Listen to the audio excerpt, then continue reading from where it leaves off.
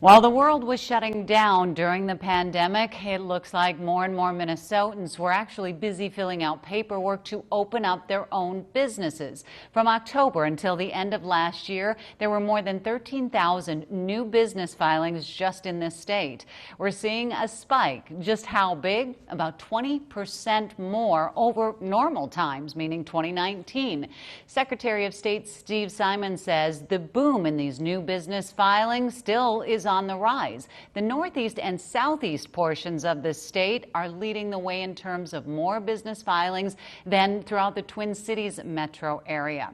I am so happy to have Dr. Christine Beech on with me again today. We've spoke in the past. She is the director of the Kabara Institute for Entrepreneurial Studies with St. Mary's University. Not only, Christine, are you leading the institute, but you have a couple of other ventures. The We Forum, that is aimed specifically for women entrepreneurs, and Copia Via, that's something a little bit newer. For folks who don't know what either of those two are, explain. Sure. Well, the We Forum is a women's entrepreneur forum. We really put that together a few years ago, and it was designed to support women in town who own businesses or who want to own businesses. And so we get together monthly, and in each of those events, we bring together people who own a business in town, have expertise, and they share that. And so we have panels. For example, tomorrow we're meeting and the discussion is on e-commerce. So we'll have 3 women who own businesses in town who have grown their business through selling online, share their expertise. And then Copia Via is something that you've co-founded with your husband, and that is more about kind of helping businesses, and there's a lot of little intricacies with that one. I'll let you tackle it. Sure. So it's really designed to support nonprofits, and specifically nonprofits that are interested in diversifying their revenue streams. So during COVID, we really saw there were the haves and have-nots in the nonprofit sector. Some did quite well, and others struggled because they were really relying only on donations. And so our goal is really to work with them on how they might find other sources of revenue, maximize what they already have. That in and of itself has taken on plenty of headlines because so many have had to fold, and like you said, so many are doing well. But right now I do want to focus on women in business in particular, because we have done stories as of recent, in about the last month or so, about how so many women, so many men and women left the workforce, they were laid off. To go back, hopefully, right? And some are saying, nope, I'm either going to stay home with the kids or I'm going to start my own business. For me, I would think that that would be scarier in these economic times. So it's absolutely scary to start your own business, but yet what we're finding is people have lost that sense of comfort that comes with having an employer. They've recognized just how perilous it can be to be in the workforce. And so they feel a little more empowered to take on and do whatever it is that they do on their own and start their own business. And I think in Rochester, we have an interesting dynamic. Many people are here because they have a partner who works at the clinic, which means that the biggest barrier to entrepreneurship is often having health benefits, and yet they don't have that barrier. And so they have a little more freedom to perhaps start something if they have health benefits. Help me, though, if I am not married into Mayo Clinic and I have dreamed of starting my own business, and I think I know what I would have to do. You know, you get a business model. It sounds simple in your head, but there's so much that goes into it. Give me some specifics that are kind of the basics that people don't think about when they have to start a business. Well, that's a big one. I know, right? Unpack that. Yeah, so typically when people go to start a business, they do it because they have a passion for something. They love photography, or they're really good at a particular thing, and so they want to start a business. But thinking through who is your customer and what are you going to deliver that's going to create value for them, and then shaping it around that customer is a very different proposition. And then you have to think through things like, you know, how are you generating revenue streams, and can you create multiple revenue streams, and do you want to diversify to multiple customer segments? And so there's a lot that goes into it, and it can be less intuitive than one might think. And so it's always helpful to have other people to come alongside you and help you in that endeavor. There are a lot of ways to look at numbers, but when numbers are applied to unemployment and why things shift, the story can be told right now by looking at the shift we're seeing when it comes to employment trends statewide and locally. I'm continuing my conversation now from earlier this afternoon with Dr. Christine Beech, a business leader in the true sense. She had plenty of startups on her own that were very successful and has taken in millions of dollars. Now she teaches others how to do the same, specifically though women. Talk about women entrepreneurs. How is it different than men? I know a lot of the general principles are the same, but how is it different? Well, I would say that women have historically felt less empowered to start a business. And so we're trying to change that narrative and highlight all the women who have done that successfully, especially here locally, but certainly on the national platform as well. There needs to be a recognition of just what words to use and how to craft their story in a way that's powerful for them and that allows their business to succeed. Can you give me an example of that? Something a little bit more specific? What would be a maybe not so good approach as opposed to an approach that you tell people when they come to a We Forum? So pitching your business. So interestingly enough, they've done studies, and if you pitch like a girl, in other words, if you pitch using deep emotion, oftentimes investors won't invest in your business. And yet we know storytelling is powerful. So teaching people how to do storytelling in a way that lures people in, that attracts them to what you're doing without it feeling emotional. Okay.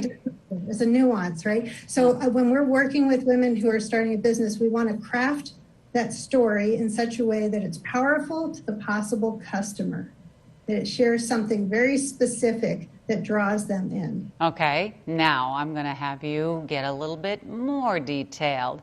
Give me a business that isn't typical of someone who you know who maybe has come to one of the forums or who has sought out your advice.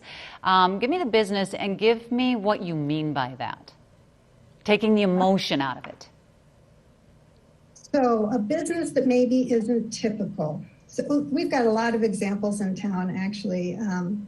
So there is a woman who's come into town who has started a healthcare business, Rochester Home Infusion. And what's not typical there, Jocelyn Ramundo is her name. What's not typical there is that that's a business area that has predominantly been male-oriented. And so she's telling a story, a narrative about the ability to stay home and get care in your home, but she's doing it in a way that's impactful to people of both genders and appeals to people when they're coming to the clinic, when they just want to be at home. And so she's bringing in a little bit of emotion to say you want to be in the comfort of your own home, but she's heavy on the science of why this is a good healthcare practice to do. Does that help? That does. How about a restaurant? A lot of women may want to go, open up something that's more like a bakery or even a daycare. I don't know that the women who have a daycare setting, you don't go out and pitch that per se. No, you don't typically pitch that.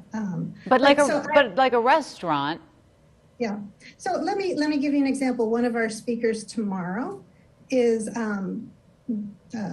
her name is Diana DeVaught, and she took over Dobby's Bakery, and she switched it to an online e-commerce platform. So it's food, but it's done through an order pop-up shop.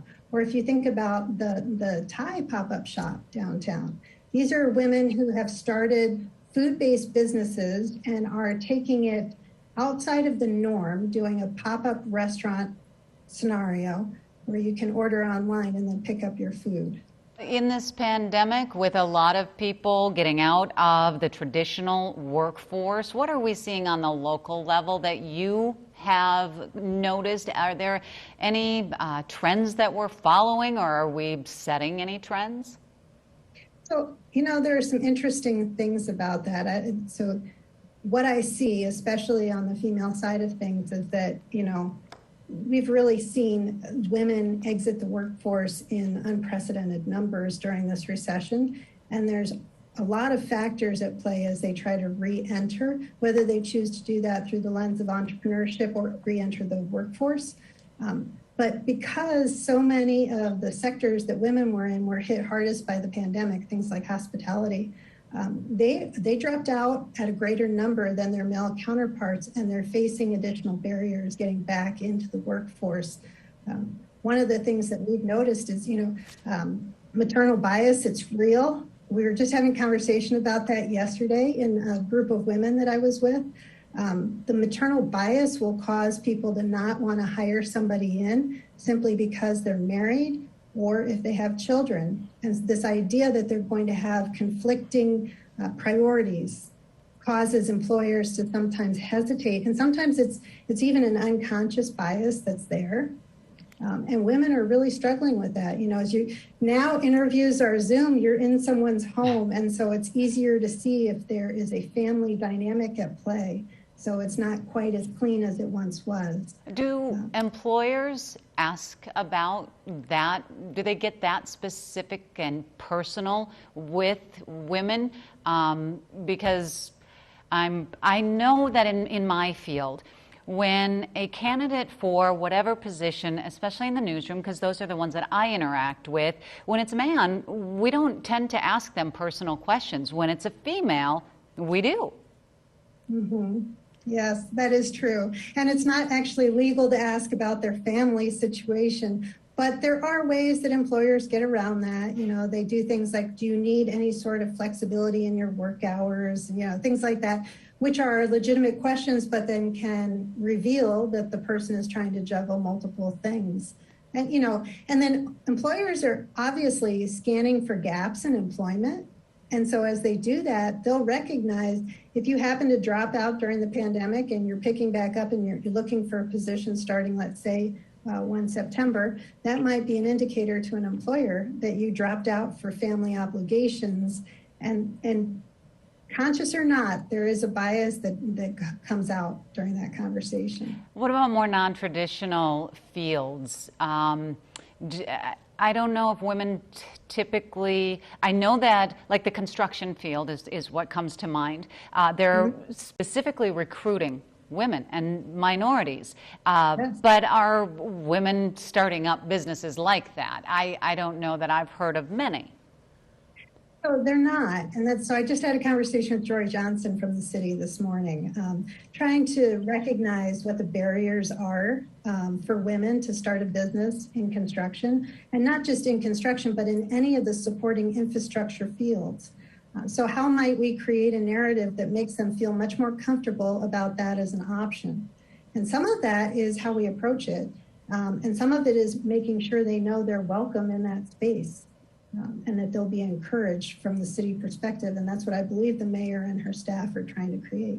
Well, if I decide to leave the anchor desk, I'm certainly coming to you and hitting you up for your business knowledge because, Christine, there is a lot to it. I wish we had more time, but I do appreciate your insight on all of it. Thanks for having me.